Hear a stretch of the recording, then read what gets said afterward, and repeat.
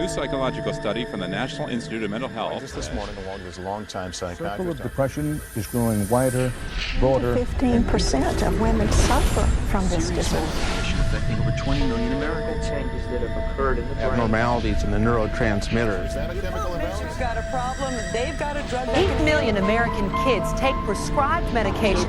Need psychiatric care. But what if the criminal is mentally ill? The punishment, a form of aversion therapy. 10 minute cures on the show, but I want to... Seasonal affective disorder. OCD. Oppositional defiant disorder. Schools criticized for over-prescribing. To go.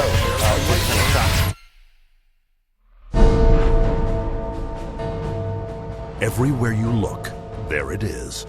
Think psychiatry has nothing to do with you? Think again. The whole field of psychiatry has gotten into every facet of your life. They basically believe that everyone is mentally ill. You smoke too much, it's a disease. You're too unhappy, it's a disease. You're too thin, it's a disease.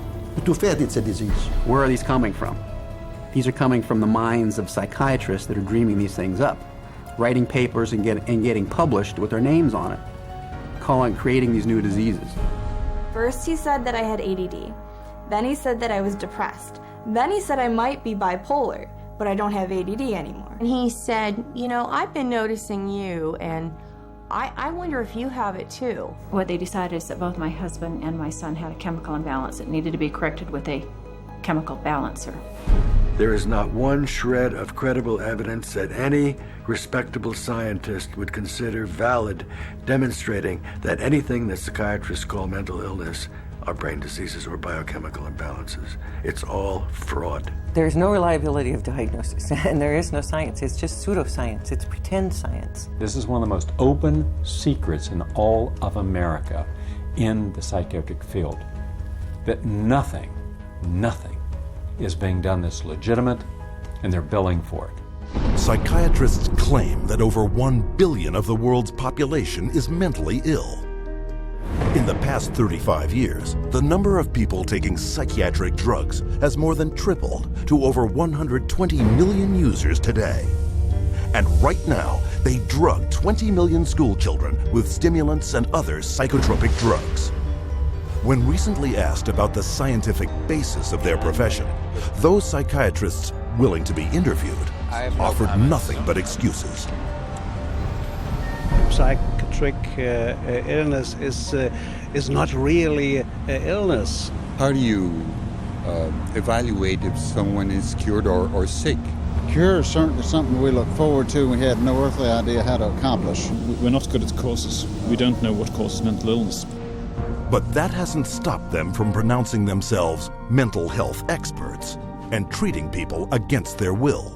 And the results are self-evident. This psychiatrist, man who's supposed to work to heal people, has done nothing but destroy this man's life, and in destroying his life, destroying the lives of all of his loved ones. Excuse me.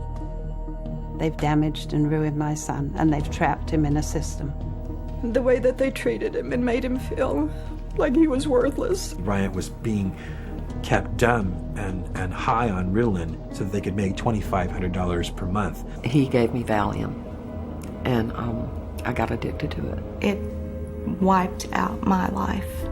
My life has been ruined. My joy has been stolen. She was laying there. She took two gasps of air and died right there in front of me. It is really tragic. It's awful.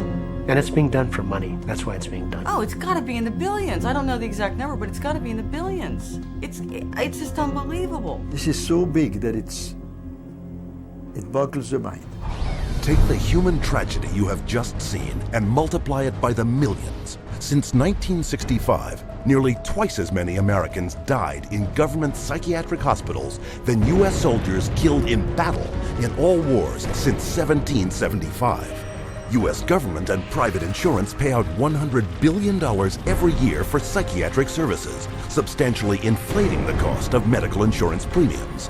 And while raking in nearly $1/3 of $1 trillion annually, psychiatry cannot point to a single cure. Hard to believe? That's exactly what they count on.